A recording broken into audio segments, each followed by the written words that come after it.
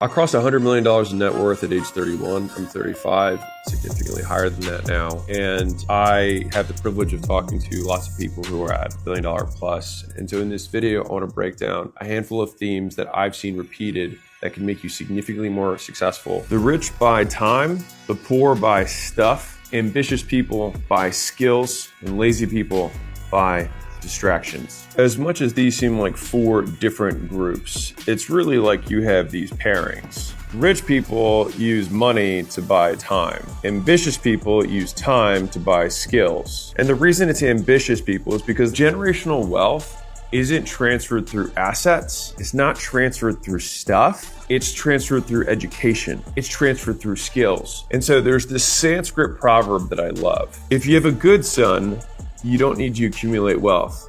If you have a bad son, there's no point in accumulating wealth. And so the idea that you're going to pass on your wealth to a child who doesn't have the skills makes it irrelevant. Because fundamentally, either it is a good son who has skills, and then if the son has skills, then whether you transfer the wealth or not makes the wealth itself irrelevant. And I find that there's so many things that are like this in wealth creation that you don't understand until you're on the other side of it. Because the answers that you're looking for are not in your newsfeed. They are not in the distraction. And so the vast majority of lazy people that I've encountered continue to distract themselves because the difficulty of looking at themselves in the mirror and saying, I am inadequate, is too painful. And so instead, they would rather watch fluff videos on the internet that make them feel good and tickle their ears rather than confront reality that they are just not good enough. And so they consume the stuff that's like, I am worthy. I deserve these things. In other words, entitled to them, which, by the way, if you feel entitled to something, then when you get it, you are never grateful because you thought you deserved it to begin with. We know that gratitude, for example, is something that increases your subjective well-being in life, which is that you enjoy life more when you are grateful for what you get, which means that you have to, by very definition, expect nothing, which means you're entitled to nothing, which means that you deserve nothing. In reality, you are worthy only of the things that you currently have because you have already gotten them. You have proven that you can work a minimum wage job, so you are worthy of the compensation of the minimum wage. And as much as this is painful, and I'm sure this will get clipped 100 times to show me as some evil rich guy, I'm willing to take that hate for the few people who will hear this message and decide to change the way they act. You can be ambitious and distracted, which keeps you poor. When I started out at my peak, I had 9 businesses because I heard 7 income streams make you wealthy, but it doesn't. 7 income streams just spread you 7 ways. And I had 9. I was like, well, 7, good. 9 must be better. To give you context, I had a chiropractor agency, I had a dental agency, I had a gym turnaround business, and then I had, at the time, 6 locations. So there's 9, where it is. Boom. And I had partners in each of these businesses. I was still the one who was required to rainmake, meaning I was the one who was required to sell customers into all 9. If you are required to work inside of the business, then you can only really do one job. And so when people hear that someone has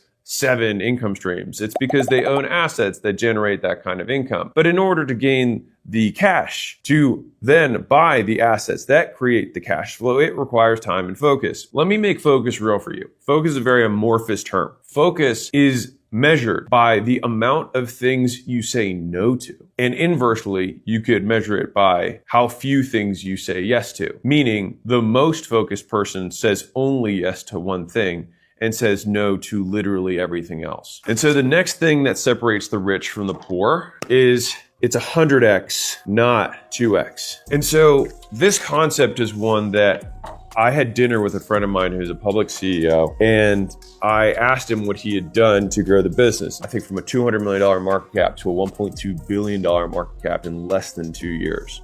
All right, so that's absurd growth for a company. And I was like, so, what are you doing primarily? And he said, I'm shaking hands, I'm kissing babies, I'm going to events all the time. And I was like, well, how many? And he's like, well, I'm going to do 66 events this quarter. And I was like, in person? And he was like, yeah. I was like, they coming to you? And he's like, no, I'm going to them. I want to make this real. He has a wife, he has kids.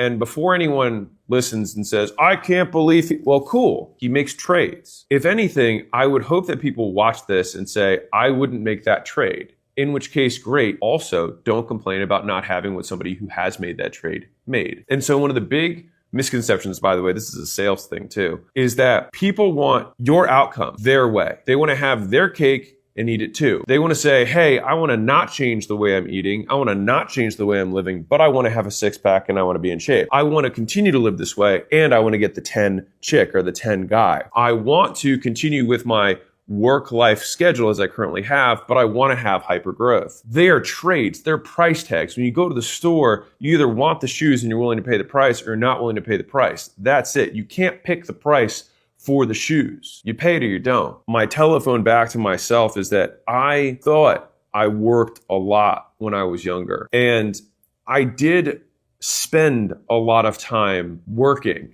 but I made so little progress because a lot of that time I wasn't actually creating output. I encourage people to do something called the 12 by 30. All right, so it's very simple and it's actually not as unsustainable as people would think. You work 12 hours a day for 30 days straight, no weekends. By the last day, you realize, 1, you aren't made of glass.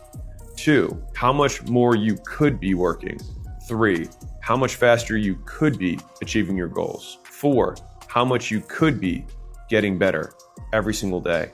5, you don't need to work like this forever. But if you need to do it for a season or for a reason sometime in the future, you've got that gear in you. And 6, there are people who are working more than you who are beating you. And you get all of those lessons for the low price of getting more done in a month than you probably did last quarter. And so everyone, and like, of course, you've got one side of people who are like, I work more than this now. And of course they don't. They obviously don't. And the thing is that people are like, well, I work like that, but I take a couple of days off. Right. That's the point, is that you have to push through it. Now, can you work 16 by 30? Sure. If you want to, you're welcome to work more than that. Because I've found that working 6 to 6 is kind of like what I do every day anyways. I'm on 12 by 100, in terms of how I think about working. And there's plenty of days that I work 15, 16-hour days because I get here at 5 or 6, and then sometimes we have an event, sometimes we have dinner, things like that afterwards, and it ends at 9. And that's where you have to be on, not just at the office, not just in front of your computer, but people actually demanding things of you on a regular basis all the time, being on camera. And I'll tell you that there are levels to this. Like working alone for a full day is not as exhausting as being on stage for a full day, being on camera for a full day, because every second that you are not peak, you are losing. You can take a break while you're working alone. You can't take a break when you're on stage, when you're meeting customers, when you're making content, right? Like every minute that is not recorded is basically a minute wasted. There's a whole team here behind this camera, right,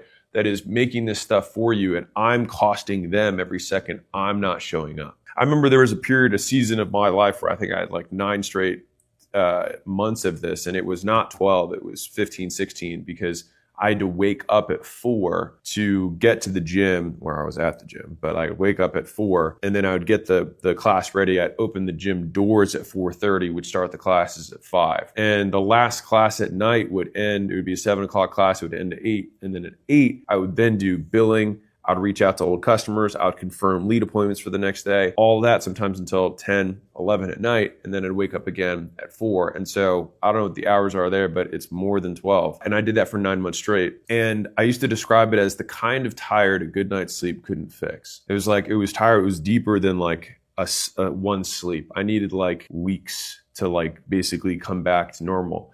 And the thing is that I think it is valuable because you have to learn that you have that gear. I think that gives you supreme confidence when you're entering any new endeavor, because you know that you have acquired the trait of being relentless. That you do not relent, you do not let up, you do not stop until you get what you want. And you know that you can push through being tired or being underslept or being overwhelmed because you realize that you didn't die and that you've done this before. And so the difference between the newbie and the veteran is that the veteran looks on something and looks back on what they have done to get to that point and says, I've seen this before. This is another one of those. And that's why they don't have the anxiety. That's why they don't have the stress. That's why when they get on stage, they crush it. That's when the high pressure situation, they still breathe normally. Their heartbeat doesn't go up because they have done it before. And the only way that you can get to the point where you can say you've done it before is to do it now. And so I define work as volume times leverage. And so it's about how many times you do something and how much you get for each time you do it. In the beginning, you need to do a lot more of this, right? You do way more volume. Because of that volume, you gain skill. And then the leverage also increases. And so you get 100x the volume, which then over time builds skill, which then gives you more for what you put in. And then over time, that continues to increase your output. The thing is that this concept of 100x, not 2x, has applied to so many different areas of my life. Like when I paid a large brand for insight into how I could grow my personal brand when I decided to get into this game, I was like, hey, I'm not growing that fast. And he said, oh, well, pull up your social media profiles. And we pulled them up one by one. And he said, look at what you're doing, look what I'm doing. And he had genuinely been doing 10 times more volume than I was doing. And so he basically said, you're not doing enough volume. I then said, okay, that was clear as day. I need to do more volume. And the thing is when we did more volume, we got better at doing it. And so now we continue to do the same volume as I did in the beginning, which is 10 times more than when I started, but we get even more output. And then I had a different friend who talked to me, billionaire guy. He was thinking about getting into content. And he said, hey, I'm really not growing that fast. And I got to have the exact same conversation with him. But the thing is that this guy had done 100x, not 2x before in his life. It was just that he got to realize, like me, that it has been 100% domain specific. And so when I showed him my Instagram and his, I showed him my TikTok and his, I showed him my YouTube and his, and I said, dude, I'm making 450 pieces a week. You're making 7. And he was like, got it. Like understood. He immediately got it because he had already learned that lesson in a different domain. I want to zoom out for a second. Right now is a period of time where I'm working really hard. I'm working a lot. I'll give you context as to what a lot is for me. So this year, the first 100 days of the year, I didn't have a day off. And so my time was only spent working. And so it's like, well, what's the difference between when you were, quote, working all the time when you're younger and working all the time now? Is that what I get done in a day is significantly greater than what I got done. And the quality of that work is also higher, because the thing is that you learn how to work. You get better at working the more you do it. And so a lot of people are like, man, I feel like I'm not that productive when I work. Like, what should I do? It's like, work more. Like, you work more until you get better at working. I remember when I was a legal intern at a company in France called Arkema, if you want to know how they say it. And I was a legal intern, and I was spending the whole summer there, which, by the way, they always try and like use and abuse interns. I was like, man, I'm working so hard. And I talked to one of these legal partners, and I only had one exchange with this particular legal partner who's, high up in the firm. And she said, oh, she was like, that's cute. You don't even know what work is. She said, you don't even know how to work. She's like, you spend time here. She's like, but you don't know how to work. And I just remember how dismissive what she said was, but I understood. I mean, I understand now, especially what she meant. It was like, you're spending a lot of time here, but you're not getting anything done. And it takes time, it takes reps to get better at working itself. And so that measure of focus, the equal opposite of distraction, is just how long you can stick with it. And I can tell you that me, from a very visceral perspective, when I work, there are many times, like, when you work and you're like, man, I feel like I like need a break. The thing is that break period for people who aren't as good at working might be like the rest of the day. And the better and better that I've gotten at working is that I can whip my head back in and be like, confront, like, keep going.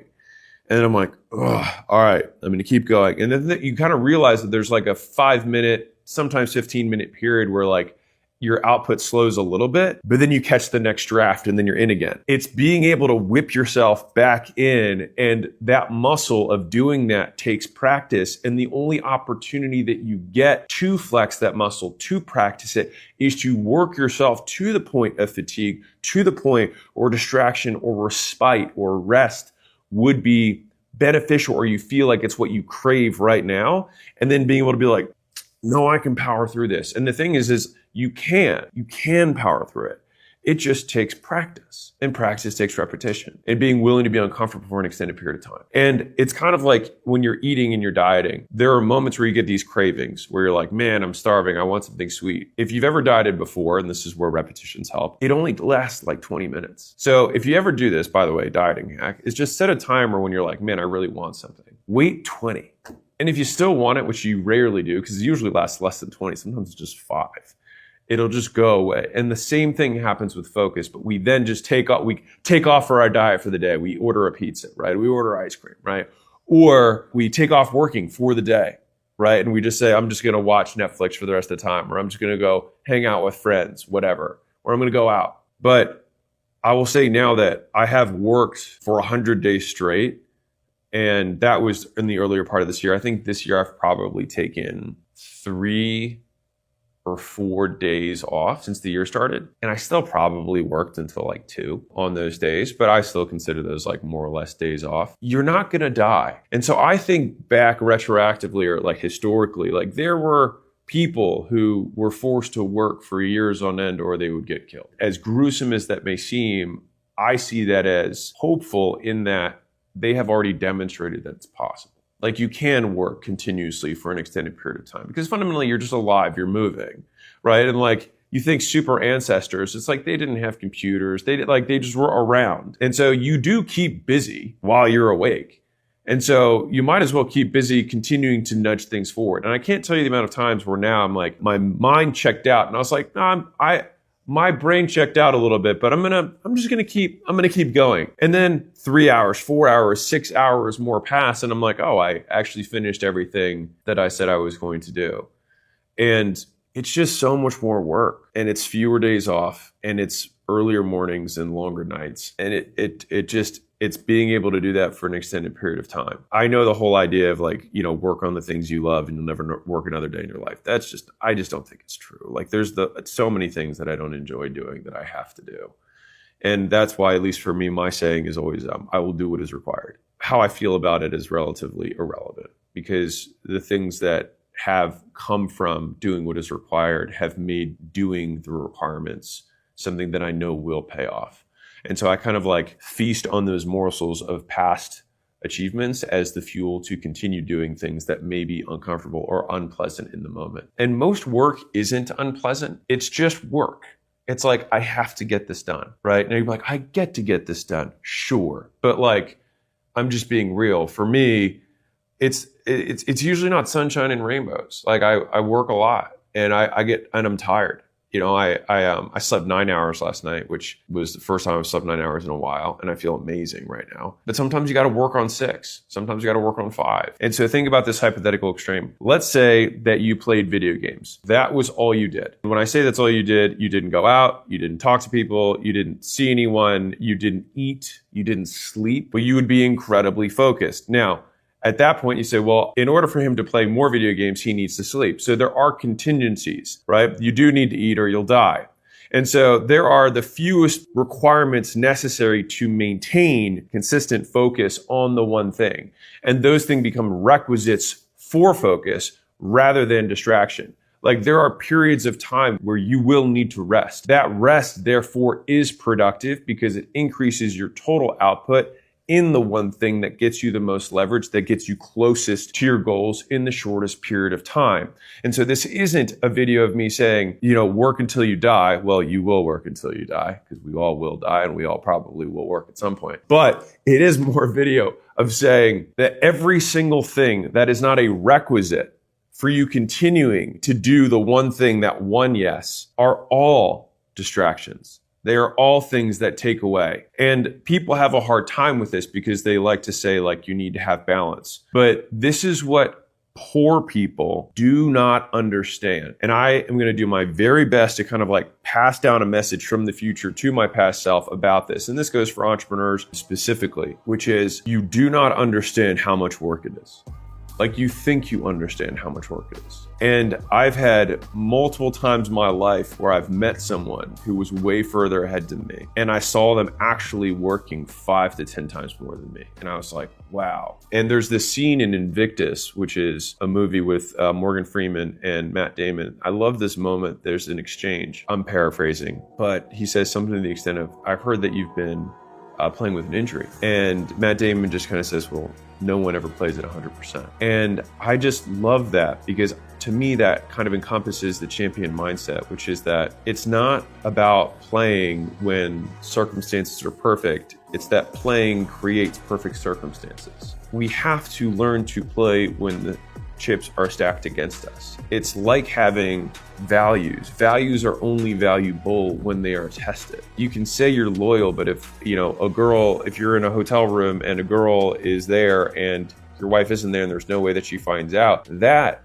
is the test of whether you're loyal. It's when there's stakes. The test of whether you have work ethic is whether you can work when you're tired. It's whether you can work when you're distracted. It's whether you can work on things that you don't find pleasant. Because all of the, and I see this with, some of the young guys. Like there was a guy we hired, and then in 3 days he said, I don't think this is for me. And he got hired to a sales role, and he was making outbound calls. I was like, you don't think this is for you? I was like, you don't even know what's for you. You were here for 3 days. You didn't even get the ability to get good at the basic thing. And so there's a level of intolerance for discomfort in some sort of expectation that it's going to be this amazing thing that you're going to love at all times, and it's just not. And so I'm okay being a different voice in the entrepreneur space. That's not like, passion is what gets you through the hard times. I don't think so. Passion has not been the thing that has gotten me through my harder times. It has been desire. It has been wanting to make something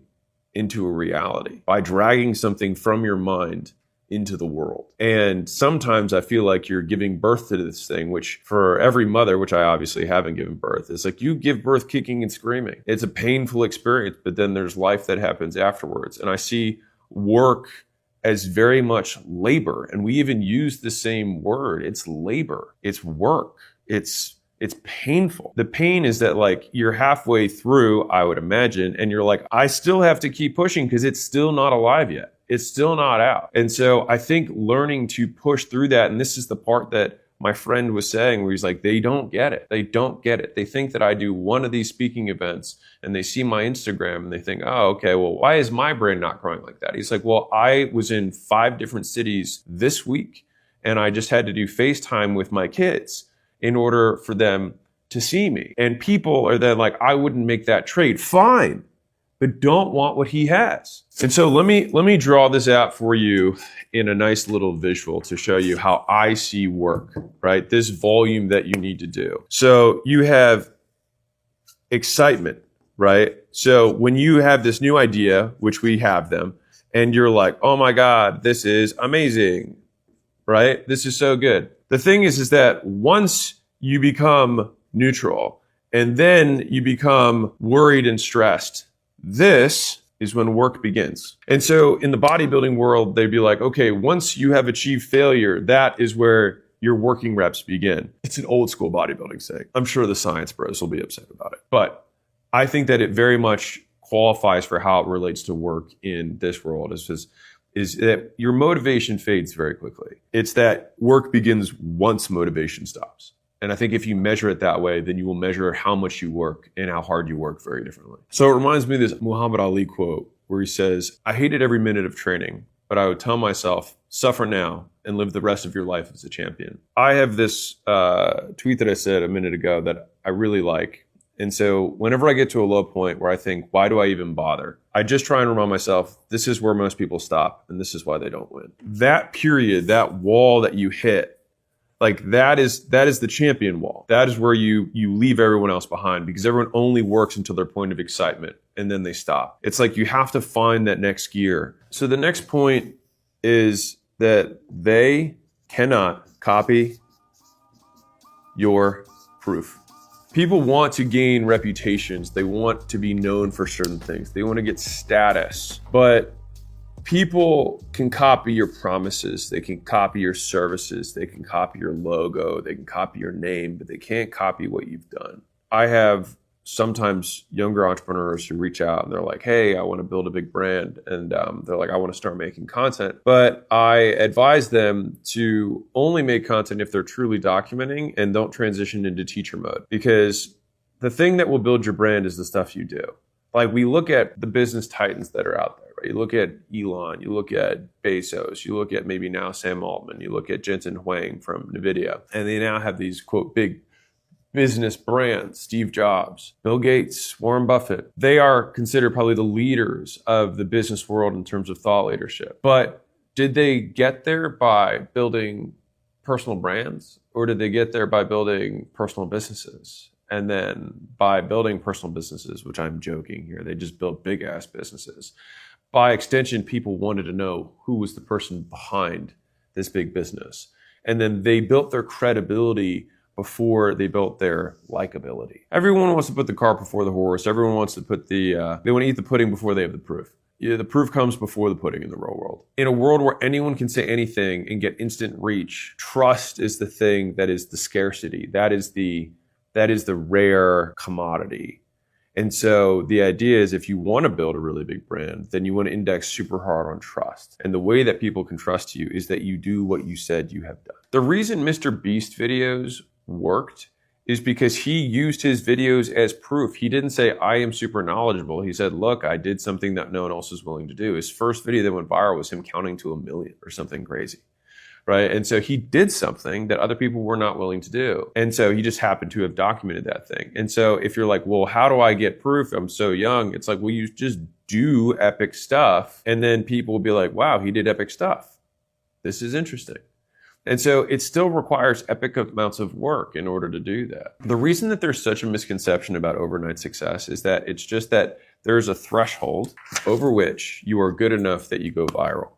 All right. And so this is, call it like, here is the viral moment. All right. So this is our viral moment right here. The thing is that the person lived this whole life.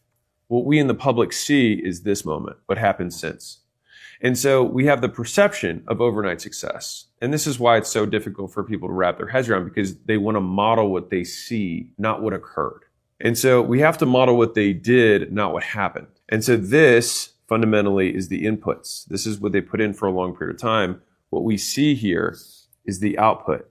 This is what's visible. And so this is where it gets especially difficult for people trying to learn, is that most people get rich and then they get weird. And then what happens is people then try and copy what they do here, not what they did to get there. And so they copy the wrong stuff. They model the plateau, not the rise. So you don't get rich by flying on private jets. You get rich, then you can fly on private jets. And so a big thing that richer people do is that they will act with urgency. And I would say that this is just not even richer people. This is entrepreneurs specifically that I'm making this video for, is that they act with urgency.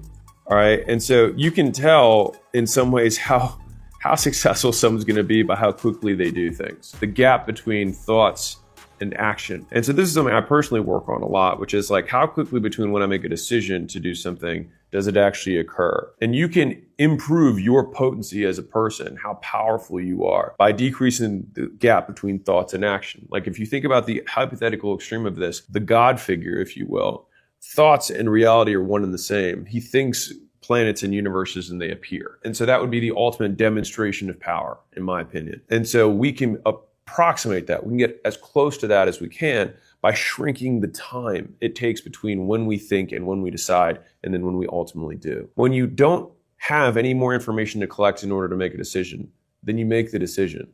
And you make the decision by eliminating alternatives. So like literally the word decide comes from decadere, which is Latin for to cut off. And so the question is, what thing are you eliminating by making the decision that you're going to make? And a really easy tactical thing is whenever you say, I'm going to get this done by the end of the week, ask yourself, can I get it done by the end of the day? And that seems like a very small hack, but that increases your pace of progress by 7x. And so if you hear that, you're like, wow, 7x. It's like, yeah. And for that reason, there are people who are working 100 times faster than you. And I think that this is a really good cultural thing, which is you can just say end of day, not end of week, and not end of month, end of week. So in each of the instances, this is a 4x increase, this is a 7x increase, right? And you can even go end of day goes into end of hour. Now, this is one that Layla talks about a lot, and she's a master operator, is that she heard this from a mentor. She said, if it's a 5-minute task and you have 5 minutes, do it now. And so the amount of times where I'm like, hey, we should do this thing, and then literally in 60 seconds it's handled by Layla, like while I'm just walking around talking, just like shooting ideas out there, is baffling. And so her speed of like, that's a great idea, it's already been, delegated out. Like she doesn't keep things on her plate. And so there's this big falseness that I think is propagated by a lot of the social media world because it feels good and to get lots of shares, because it gives people permission to be lazy. It gives people permission to tell themselves that they're great just the way they are. I wholeheartedly reject that entire notion. The idea that they sell you is that you're young, you've got time. And I think that is false. Because all this does is extend how long it takes you to remember that, number one, tomorrow isn't guaranteed. Like, I just looked at my newsfeed this morning and there was a guy that I knew who's my age and he just died of stomach cancer. Really sad, really nice guy, wife and 3 kids. Into fitness, really in shape, just a freak thing that happened. And so the assumption that you've got time assumes that you know you're going to live forever, that you know you're going to live to 100. And we know that that's not true. And let me put this in perspective. 3 out of 10,000 people live to 100. And so everyone has this assumption in their mind that they're like, yeah, I'm at 50, so I'm going to make it to 100. Yeah, well, you've got a 3 in 10,000 shot at doing that. Very unlikely. More realistically, you'll die at the median, which is 74 for men in the US, which means that at 37, you're actually at the halfway point, just in years. But if you adjust for the increase in speed of time, so the same reason that your kid at 5 years old thinks that something takes forever when you say it's going to happen next year, and when you're 40, something that happens next year feels like you blink your eyes and it's there, is that when you're 5, 1 year is 20% of your life. When you're 40, 1 year is 2.5% of your life. And so it very much in a real way is 9 times faster than it is for your 5-year-old. And so it's my belief that as we get older, we don't become more patient. Time just moves faster. And so if you adjust for that time speed, your midpoint isn't 37. It's closer to 21. And so this is also why, in my opinion, when you think back on your life, you have so much meat in the first 20 years, so much stuff happens, all these material life events. And it's because in that time period, it was half of your life. And then after that, everything happens real fast. And so what you have to realize is, 1, tomorrow isn't guaranteed. 2, nothing is going to be easy. Just get over it. Every time you think, oh, this could look, just immediately skip to, oh, that's not true. There's something I don't know about that. Just skip to it. The faster you can train that muscle, that as soon as you have this FOMO, just slow down and realize that you don't know enough. 3, it takes time to get good. There's no one who's good at anything that was immediately good at it. And the people who are immediately good at it, I remember telling a professor, I was like, I've just naturally been good at languages. He was like, when you were a kid, did you have multiple languages in your household? And I was like, well, yeah, I'm bilingual. And he's like, what are you even talking about? Like, you literally started with that. And so of course languages are easier for you. And so the thing is that the people who have things that come naturally to them, they just only came because they forgot the work that generalized to the new skill. Once you realize that it takes time and repetitions to get good, then you also realize that the sooner you start, the sooner you get. And don't stop until you do. So let's assume you act with urgency, right? You've gotten that done. You've moved end of week to end of day. You've moved end of day to end of this hour. You moved end of month to end of this week, and you've massively increased the speed that you execute. Well, then you start running face forward into the fact that things are going to get really hard really fast. And so I will tell you this one is that hard is for now, not forever. And so the good thing about bad times is that they end. And the bad thing about good times is that they also end. And so whenever you're going through a good season, it's also a good reminder that this too shall pass. And so what ends up happening is that when you're in the hard time, that can give you that necessary respite. It can give you the end of the tunnel that you can look forward to. There's only 3 outcomes. You either quit, it gets easier, or you get harder. So think about that. Because no matter what, it always ends, but you only lose when you quit before you see it through. Because 2 out of the 3 outcomes get easier. Either it relents, the outside circumstance gets easier, like the hard thing moves, or you become harder, and then by extension, it no longer feels hard for you, which I'll make this real for you. Right now, think about the problems that you were stressed about 5 years ago in your business, right? Think about the things that you were dealing with, what you were stressed about. Now, think about you trying to solve those problems today. It's probably a joke to you now. You'd be like, well, yeah, obviously. It's not that those things became less hard, you became better. But here's where this gets really interesting for me. It just means that nothing is inherently hard to begin with anyways.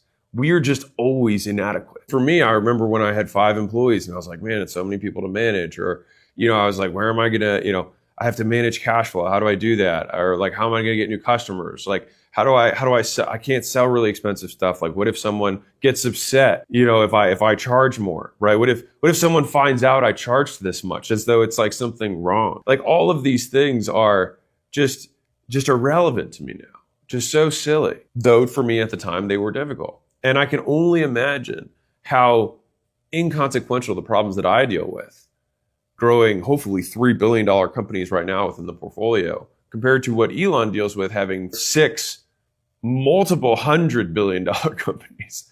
And I compare myself to that so I can always feel like I have a long way to go.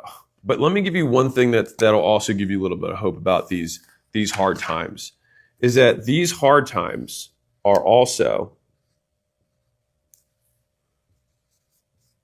your best times, but only in reverse. And so let me explain what I mean by that. Think about the times when you were younger and you were in love and you were poor and you're like, man, those were the good old days. The thing is that when you were in that moment, it was stressful. You didn't know how you're going to make ends meet, how you're going to make rent, where you're going to get food, whatever it is. You have these hard times, the hard times that you go through today, but these hard times become the good old days. And so we only see the truth when we look back. You have to go through them to get the perspective. And it's something that I try and remember on a regular basis, that I'm going through the good old days. And if they're the good old days in the future, they might as well be the good old days today. So let me tell you a little bit about what it feels like throughout this entire process. Because if you are consistently growing, you are consistently in pain. That's why they're called growing pains, not growing joys.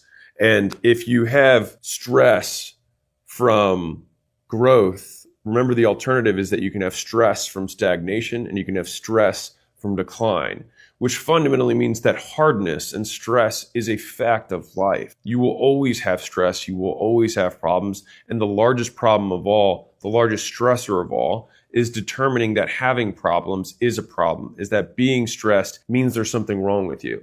But being stressed just means you're alive. Having problems just means that you are actually doing something. I'll tell you this story that I think can drive this home. And I think this is the path to fulfillment over comfort. So imagine you talk to the creator of the universe before birth and pick the person you get to become. You say, I want to be the most courageous. The creator replies and says, well, then I will give you monsters to terrify you so that you can conquer them. Then you say, well, I want to be patient. The creator replies, well, then I will make you work harder and longer so you can learn to wait. So then you say, I want to be wise. And the creator replies, then I will give you failures that will crush your spirit so you can learn the value of judgment. You then say, sounds like a rough life. Can you give me a good life? The creator replies, just like we measure the quality of a blacksmith by the strength of his steel, I measure you by what you are at the end, not the fire and the hammer it took to make you. A good life isn't a life that's easy. A good life is a life that makes you into a good person.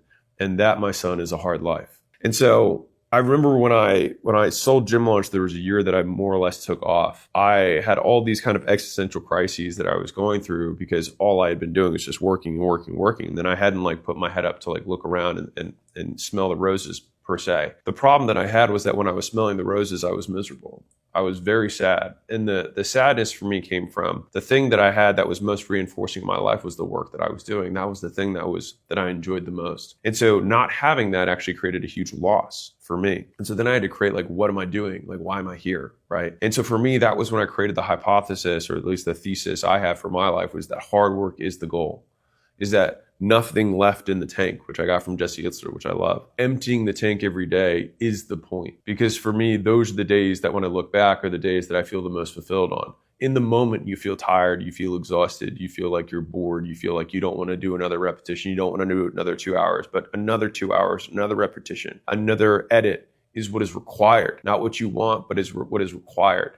And if you have a little bit left in the tank, and you don't know if you have a little bit left in the tank until you empty it, until you physically can't. And so I think about that steel that we're trying to make. And the only difference is that we are both the steel and the blacksmith. And so the creator in this would just give you the fire. And either you can stand far enough away from it that it just keeps you warm, or you can go into it and you can hammer out the impurities so that you can just become better and better and better and stronger. And if you're watching this and you would like to start a business, but you're not sure where to start, I am a co-owner of Skool, and we just started the Skool games. And right now we're giving $100,000 away in cash or a Cybertruck to the person who builds the biggest community on Skool in 30 days. And so Skool is just a community platform that helps people start businesses. And right now, 1 out of 2 people who start a paid community on Skool, make their first dollar online. And so you're like, okay, well, that's cool. And right now, on average, the average paid community owner makes $1,360 per month. So this is not going to be the thing that makes you, a billionaire rich, but it can help you get started, which is why I invest in the company. I spent 4 years looking for something that could make the easiest kind of starter business for people to get going, and especially starting online. The reason that we have this success rate, right? The reason that we have this very high success rate is that I meet every single week and onboard new people. So every Monday I'm on a call and I onboard, right now I think it's about 300 people per call that are on there. And so I answer questions live with everyone on there. And it's a lot of times it's the same faces. So while the calls are relatively small, I'd encourage you to come on. On top of that, I have kind of like step-by-step instructions of exactly what you need to do that the best community owners have done. And so you can just model the behaviors, just do this stuff. I don't explain psychology and triggers and NLP. It's just like, do this stuff. And this is what yields this outcome, right? And then finally, we'll give you the entire platform that basically makes all the tech really easy. And so right now we've got people who are in foreign countries who don't speak English. I think there was a guy who won the games who's 15 years old. So I'm telling you, it's not rocket science. We've really taken a lot of effort to make it as simple as humanly possible. You don't need any other software to make this work. And so if that sounds at all interesting, the best part about all of this is that you can start absolutely free. And so we have the course, we have the calls, we have the platform, and we also have the community of other people. All right. And so you can start for free, you get 14 days. You can click the link, which is right here. Oops. Other way around. Skool.com/games. Start for free. And hopefully I'll see you on the other side. And so a big part of why this is so hard is that so few people want to go into the fire, right? And the fire could be entrepreneurship. The fire could be content creation. The fire could be starting a new product. The fire could be doing outreach and knocking on doors, or quitting your job and starting another job in a completely different industry. That's the fire. It's the thing that other people aren't willing to do. And they tell you not to do it because it helps them justify the risk that they chose not to take. It helps them feel better about the risks they aren't willing to make. I remember thinking about this at long length when I was younger, and I thought about the word exceptional, right? So buried in the word itself is the key point, which is that you cannot expect to be accepted if you want to be exceptional. To become exceptional, by definition, you have to become the exception, which means you have to be unlike other people. You have to do what they don't agree with. If they agreed with you, if everyone agrees with you, you can be sure that it's the wrong path. When I quit my job, every single person in my life told me it was a bad idea. I graduated in 3 years from Vanderbilt. I had a nice white-collar consulting job. I was set up to go to grad school, to one of the Ivy Leagues. I aced my GMATs. I was set up. I'd done the path. And so for me to quit and be like, I'm going to be a personal trainer for minimum wage at a gym, that was not a happy news for the vast majority of people that I knew. But the thing is that I've had those conversations multiple times in my life. When I ended up leaving the gyms and started the turnaround business, every person was like, you finally made this thing work. You finally, now we finally agree with you again. And it was right at the point where they accepted me that I was like, you know what? I think I want to do this other thing. And I'm going to sell all these gyms for basically nothing in 90 days to then start new. And they're like, but you spent so long on this. And they see sunk cost fallacy. And the thing is don't listen to the people who are closest to you. Listen to the people who are closest to your goals. And so a lot of people like to think about how they have these mentors and these heroes. But the most important group is your reference group. And your reference group is who you compare yourself to. But the thing is that people think they compare themselves to their mentors and their heroes, but they don't. Who you compare yourself to is who influences your decisions. So the voices you hear, the voices you listen to when you're about to make a big move, those voices are your actual reference group. And if those voices are not close to your goal, you should not listen to them. If anything, sometimes the best advice in the world is do the opposite of whatever it is that they did to get in their life. If you don't want what they have, don't listen to what they say. Even when you're an entrepreneur. So let's fast forward a couple of years. So there was a point where I started the outbound team. So this is gonna sound super tactical, but I'm gonna zoom out for you. So we at Gym Launch we were all paid ads for the most part. I made content, I had a book, like there were things that were out there, but still 70% plus of my new customers came from paid ads. And I knew that if I wanted to sell the company, I would have to create a second acquisition channel that was very different from the primary one so that I could create more stability. So you don't have one itis, one point of failure within the business. And so I remember reading this book about how to set up outbound, and it said it will take a year. And I said, I'm really good at marketing, I'm really good at sales. It'll take me 12 weeks. And it took 12 months, like the book said. And so when I walked through that, what was interesting is it took 90 days for us to get our first sale. And the whole time I'm investing in this team, I'm investing in software, I'm investing in training and consulting to like learn how to get all this stuff going just to get our first sale. But that's not very good for the amount of time and effort we put into it. And then 3 months, after that, we started getting a couple sales trickling in, still not a lot. And I actually had almost like an intervention from my executive team that were like, hey, we think this is shiny object. They're using my words against me. They're like, we think this is a distraction. It's not, yielding a result for us. I think we should, cut our losses and move on. And I kept thinking to myself, like, this is what hard feels like. Like, we have to just keep inching our way through because we have made sales, which means we just need to get more efficient at it. And then we did another 6 months, and then we got to the point where it became 50% of revenue. But here's the thing that you don't see. And so whether you're starting a new acquisition channel like I was, you're starting paid ads, whatever, is that if I tell you in 1 year, I could double your business, right? Let's say you have to pay me $100,000, right? And in 1 year, I will double your business. Many people would probably be like, yeah, sign me up. I'll do it. Maybe I'll take a loan, but even for the 100, like if I know I'm going to double my business in a year, I would do it. Okay. But then what happens is month 1, they drop 5K and then they lose 5K. And then month 2, they lose 5K again. And then they say, ads aren't for me. Outbound's not for me. But the thing is that the way it actually feels is that you lose 5K, you lose another 5K, you lose another 5K. And then all of a sudden, 1 month, you make 25K. And then the next month, you make 50K. And you make all of this back and some, but it happens all at once.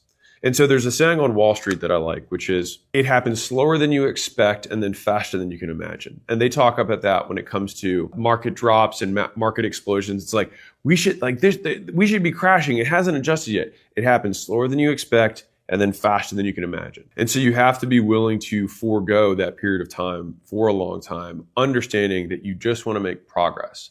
And so I think the thing that separates masters from beginners is that masters have more ways to win. So you can measure your expertise in anything by the ways you can measure, equaling the number of times and ways you can win. And so if you're an expert at making videos, then throughout the entire process of a really long project, you have many wins on the way. You know all the little progress markers that occur to create some big outcome. And you approximate those little progress markers for the ultimate goal at the end. When you're a beginner, you only see the output. And all you see is I'm doing stuff and nothing is happening. But you just aren't able to mark progress well.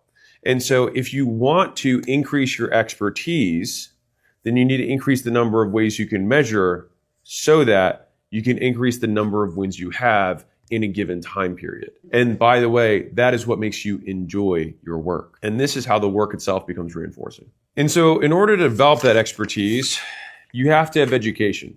And people think that education is expensive. But the only thing more expensive than education is not being educated. And so I would say that in my life, I spent more money than I could possibly imagine simply trying to acquire skills and relationships that would make me better. To give you an idea, I think the most expensive thing that I bought for this is not including me messing stuff up and just losing tons of money, but I actually wrote a check for, was $350,000 to have a dinner with a guy who was worth $7 billion. And I got exactly what I wanted from that dinner.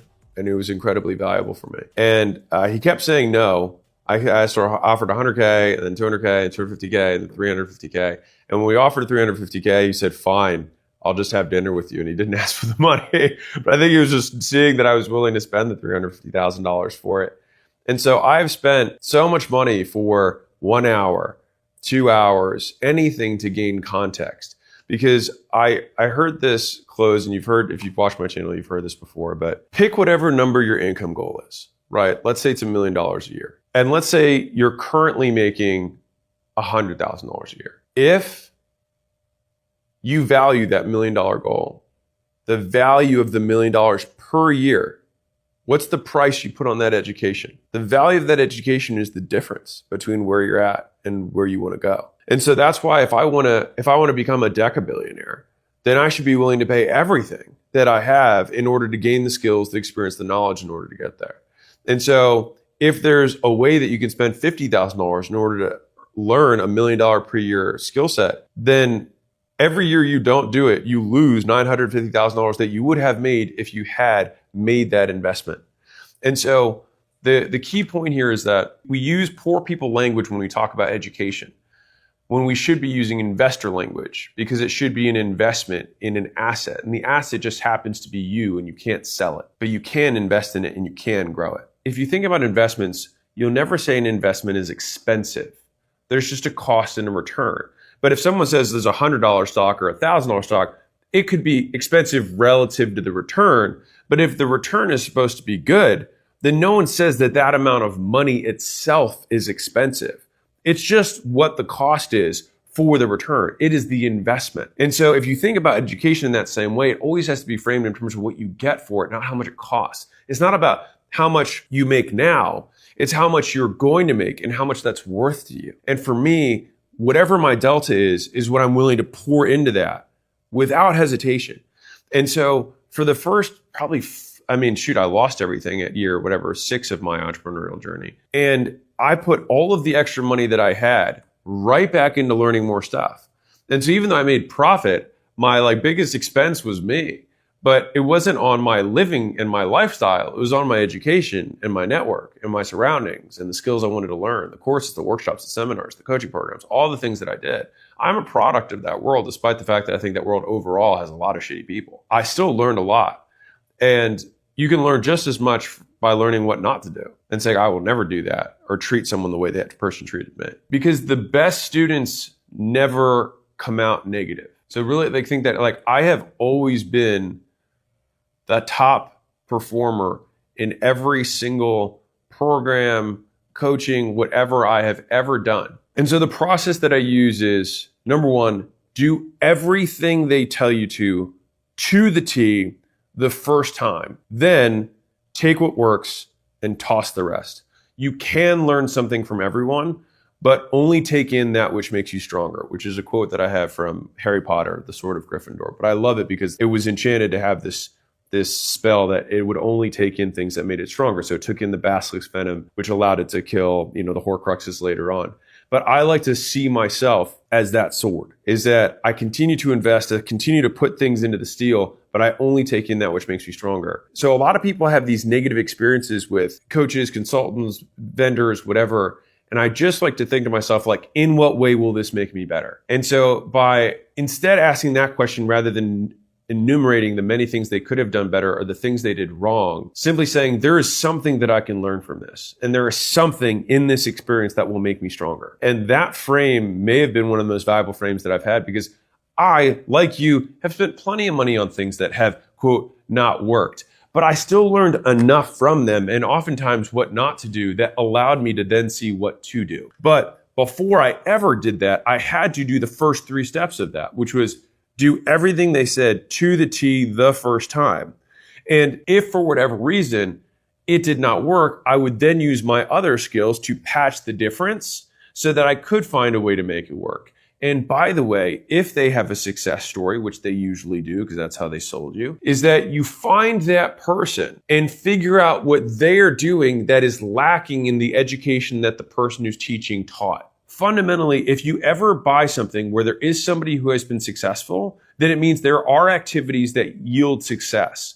And the discrepancy, I'm going to show this to you visually because I think it's important. So let's say there's a bridge, right? And you've got, here's money and here's you, okay? So you've got this path that someone shows you how to do. So you paid money and they give you these little bricks here, right? They give you these little bricks that you paid money for. And maybe these bricks, you had to pay different vendors, different amounts of money for each one of these bricks, but you still haven't made money yet. The thing is that there's a gap here. And the reason that some people are successful with some people's programs or implementations and other people aren't is because that the people who already bought that brick from somebody else before that brick isn't missing. And so if you see the education you have as these bricks on the road, then you wouldn't say that the foundation of a house is in some way a ripoff. You would just say it's not a complete house. Now, if they sold you the expectation that you would have a house, sure, you could be upset by them, but they still helped you build a foundation. And so it's the same people who get upset saying, oh, I learned arithmetic from Mrs. Glass, but then when I found Mr. Hardwick and he taught me calculus, she only taught me arithmetic. She's a moron. You wouldn't say that. But for some reason, people talk about the basics of business the same way when they become more advanced. If someone taught you how to do outbound and do warm outreach so that you could sell your first customers, and someone else later teaches you how to run ads, well, you probably learned how to work the leads from the ads that work for you because you learned how to do outbound.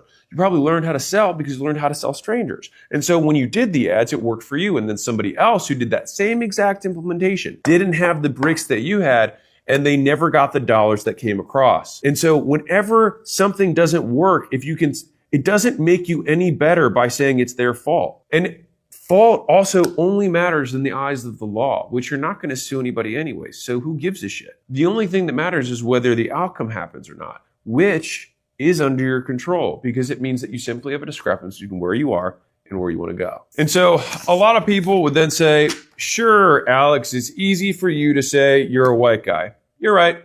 Cool. So just don't watch the video and move on. But for everybody else, you've got connections, you've got money, you've got looks, you've got intellect or intelligence. These are all great, but you can beat all of these. You can beat somebody who has all four if you have one thing, which is the desire to improve. The insatiable desire to improve. No matter where you start, if you have this, it's hard to beat someone who improves every second of every day without stopping, without giving up. And so I have met people who have connections, money, looks, and intelligence. And they do not people who have an insatiable desire to improve, who do not stop. And so if you think about it like this, if life were a race where at the end you die, so got to finish first, right? There are people who may start at different parts of that race. But what is not measured is the speed that you can move. And so I don't know if you've seen these clips that have gone viral in the NFL where they have like one of their wide receivers start like 20 yards behind a fan and they have to race the length of the football field. And then the wide receiver will usually catch up, like talk to them and then just speed right past them. And so it's far less about where you start, because that's where a lot of losers will define themselves. They'll define themselves by what happened to them rather than what they made happen. And somebody else may be here, but it only matters if you think that there's fairness. But I don't believe fairness is something that exists in the universe. And so I don't hold it as an ideal that I proclaim must exist. But there is simply a starting point and a rate of progress. And the starting point you can't control, but the rate of progress you can. And so control what you can control. If education is a change in behavior, that's what you do. If you become educated, you do something different after you learn something. Then intelligence is rate of learning, which means that you can, in a very real way, influence, it's the rate of learning, the speed of learning. You can influence how quickly you move along this race independent of where you start. And you'll also note that the person here has no influence on what this person does. These two people are independent nodes. The only reason that this person gets upset is that they think it's not fair. And if you just eliminate fairness from your vocabulary and think only in terms of what do I need to do, then it eliminates a lot of the distraction that keeps you poor. So if you recall from the very beginning, lazy people get distracted. They focus on distraction. And one of the biggest distractions is it's not fair. It's not fair. I shouldn't have to. I should get. I should. It should. Things shouldn't. It's all shoulds. And I will tell you that should, in my worldview, should not exist. Because should creates expectations of an uncaring universe. It says that you demand something, and I promise you that the universe will win. And so all you have to do is watch like baby seals just get immediately eaten by orcas after like a mother is laying there on the ice to be like, wow, life isn't fair. I'm sure that seal could be like, it's not fair that my babies were literally eaten in front of me. Tough, right? Tough. They have mammal brains. We can see that they got some feelings, right? And so if we go back to the sword of Gryffindor, does demanding that it should be fair make you stronger? Does saying that that person started further ahead of you in any way benefit you? No, because your actions are entirely independent from them. And so the only thing that that does is actually delay your speed of taking action. It makes you dumber, because if we define intelligence by rate of learning, then it means it takes you longer to learn. It makes you stupid. And I think that that's why people stay here for a very long time. And many of them never leave. So what are the things that bad entrepreneurs talk about with good entrepreneurs? Is one of the excuses they'll make is that they will make preference excuses. They will make trade-off excuses. They will say, this is not worth the price, in which case, fine, but don't also want the thing. So for example, privacy is the price of fame. Loneliness is the price of ambition. Pleasure is the price of discipline. Novelty is the price of loyalty. Discretion is the price of trust. And so many people want the benefits of these traits, but can't afford the cost or the price. They're not willing to be discreet, but they want someone to trust them. They can't hold someone's secrets. They want somebody to be loyal to them at home, but then they want the thrill of the new relationship. They want the benefits of discipline, of consistency, but they can't trade the pleasure in the moment. They want ambition, but they're not willing to pay the price of being lonely, of being the exception. They want fame, but then all of a sudden they are startled when they realize that they have no privacy. And so each of these things are trade-offs. And if you're not willing to make the trade, fine, but don't bitch about it. And I think part of it is that we have a hard time understanding to what degree. And so each of these ideals are not binary. It's not discretion. It's how much discretion you have. It's not novelty. It's how much novelty. It's not pleasure. It's how much pleasure. It's not loneliness. It's how lonely. And it's not hard work. It's how hard do you have to work and how long do you have to work? And so most people, and I think this is where a lot of the complaints come, is that they believe they're doing 10 out of 10 work, right? They're like, this is 10 out of 10 hard for me right now. But they're actually only doing 1/10 of the amount of work that it takes to get to this goal. And so they might be doing a 10 out of 10 work for a 100K goal, but they're doing a 1 out of 10 work for a $1 million goal. And I think a lot of that work comes down to being able to accurately assess reality and see what your actual discrepancies are and realize how much work you really have to do in order to get good at every one of those discrepancies. Because most outcomes don't occur until you've met all of the conditions, like a pipeline.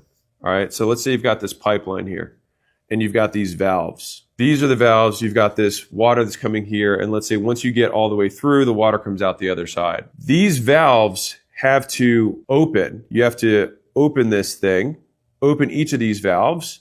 And let's say you've checked off 3 of the 4 boxes. The water's still going to be stuck here. You're still not going to get the water through. And so the thing is that as much as you work and you're like, but I did that and I did that and that didn't work and that didn't work. It may have worked. It just might not have met every condition to get the outcome. And so if you think about life and outcomes that way, it gets a lot easier because it stops being emotional. You can simply say, there's a condition that I haven't met, and I have to figure out what that condition is. Rather than proclaiming that the universe isn't fair or that you started further back and that's why your effort hasn't resulted in it. Maybe this person only has to meet 3 of these. And you have to meet 4.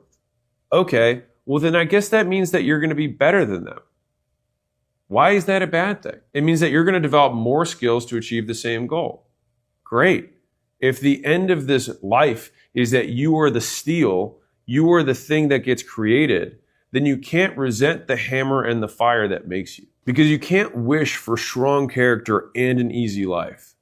Because the price of each is the other. So either people aren't succeeding because they don't understand that they have to make a trade that they're not willing to make, or the trade that they're currently making isn't sufficient. So they either think that they deserve to get the Nike shoes just for being who they are and think it's not fair and think that the store owner should just give them the Nike shoes. And look, all you have to do is look at the news. There's plenty of people who think that way and they go and try and take it, right? But that makes them a thief. That makes them significantly worse. It actually does more harm to them, in my opinion. But there are people who believe that. That's the worst. That's the lowest level. The next level above that is people who say, no, I'm willing to pay for the Nikes, but I'll pay 30. It's like, yeah, but they're 300. That's the price. It's like, yeah, but I'll pay 30. They don't understand the extent of the trade-off. And then they complain that their $30 isn't good enough. It shouldn't be so expensive. It is what it is. And so there's a saying that Layla and I say a lot internally. I'm like, it takes what it takes. And so if we want this thing, what often has to happen is you have to keep bidding. It's much more like an auction of a trade-off, because the real world, level 3, is that you see the Nikes and then you bid 30 and then you realize it's not enough. And rather than moan or put your thing down and walk away, you're like, 50? And you're like 100? You're like, God. And so that is the pain, is being able to consistently reset the expectations and bid again and again and again until eventually you make it all the way through and you bid $300. You do get your Nikes.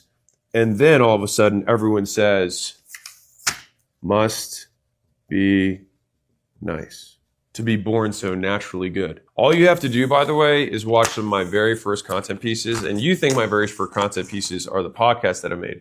The very first content pieces that I made for my gyms 13 years ago. And so it's like, man, you're so naturally good on camera. Watch those videos. Tell me if you think the same way. I had to take shots before the videos because I was so nervous about sounding stupid. In the fourth version, I would say like the highest version of this. So I'll break this down. So the 0 level of trade-offs is should. You just say you should get it for nothing. The next level is too much. So you say it's $30, but it's actually 300, and you say it should. The next level is bidding. So you bid.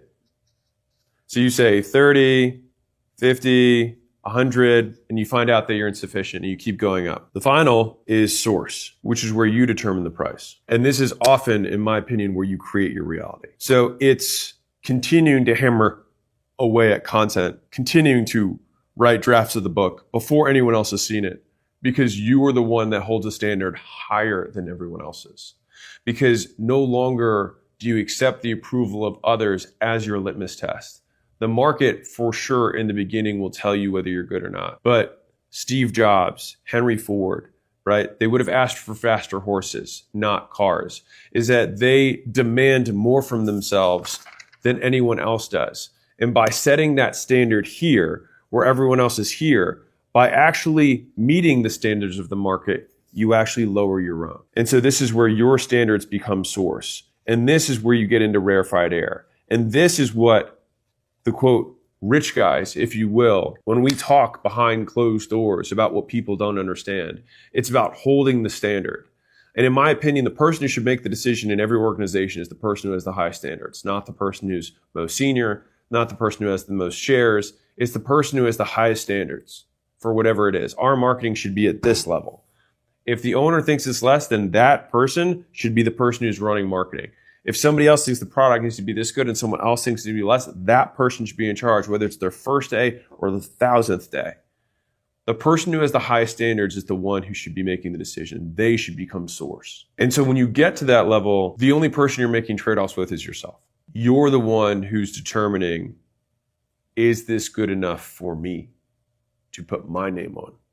Rather than, is this good enough for them to say it's good? And for example, J.R.R. Tolkien worked on The Hobbit for a decade, and he didn't even submit the draft. One of his friends saw that he'd been working on it for a decade and submitted it, grabbed it from his desk and submitted it for him to a publisher. And then it obviously became The Hobbit, and everything came after that. And so his standards were so high that he still didn't even think it was ready, but it was still so good that they ended up releasing it. Now, many of you think that you are J.R.R. Tolkien, but most of you are not. It's actually just very bad. And so once you realize how high your standards really have to be in order to be excellent, what you then have this daunting realization is that you can only do 2 to 4 things in your whole life because of how long it really takes to get to there. And so it's like, I want to be the best author in the world. That's not a desire of mine, to be clear. But if I wanted to be the best author in the world, then I know that that's going to take at least a decade of actually working hard every single day to get better. And believing that for me, because I'm special, I should somehow be able to be, my first book is an overnight success, and that is the thing that chains you to mediocrity. It's believing that it should be a different way rather than accepting reality as it is and then changing your actions as a consequence. And so this is also why lazy people distract themselves. Because distraction makes you believe the lie that you can try 100 things and then figure out which one works. When the reality, any of them can work, but none of them will work unless you pick one to work on. And then that is you making it work. The vast majority of things with enough iteration can become success. It's just that people underestimate how many iterations they need to have. It's 19 drafts, not 2. It's 500 minutes of editing to make the video, not 50. It's making 1,000 phone calls every week for 2 years, not 2 months. And so most of the times it's just that our level of understanding, it's here. And this is where a lot of people get stuck. A lot of people get stuck here. They say, I should be better. This should be easier. I've already paid a little bit. I said I was willing to pay 30. The Nike store owner won't give me the shoes. And then you continue, you basically are the same as this person. You just have a price attached to it. I should, it should be, I deserve, I am worth. It takes what it takes. It costs what it costs. You got to be willing to make the trade. And if you're not willing to make the trade, fine, just don't complain. And so if you want to become the exception, you want to make those trade-offs, you're willing to invest in skills and invest your time and do the repetitions and gain leverage to increase your output, and are willing to move things from monthly to weekly, weekly to daily, daily to hourly, and continue to pull forward your reality on a faster and faster pace, then I think you'll love this video about how to get ahead of the 99% of people.